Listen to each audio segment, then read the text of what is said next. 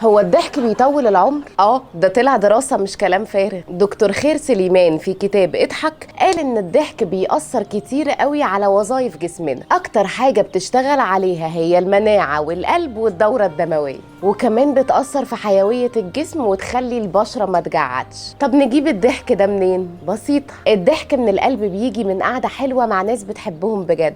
اقعدوا مع حبايبكم، قولوا نكت، العبوا لعبه، فرفشوا كده، افتكروا ذكريات حلوه ومواقف حصلت بتضحكوا عليها. بلاش اقرا كتاب نكت او اتفرج على فيلم كوميدي، شوف فيديوهات مضحكه على الانترنت مليان، او اقعد العب مع اطفال صغيره. اللي بيخاف يضحك علشان الضحك ممكن ياخد الناس عليه او يقلل من شخصيته قويه قوي قدام الناس، او ممكن يكون ما بيضحكش علشان هو بيحب النكد بجد، يعني واخدها هوايه. ده انسان محتاج يتعالج، لأنه فايته روشتات الضحك الصحية الطبيعية اللي بتحافظ على صحة الإنسان وتطول عمره. بقول لكم إيه، قوموا شوفوا لكم حاجة تضحك.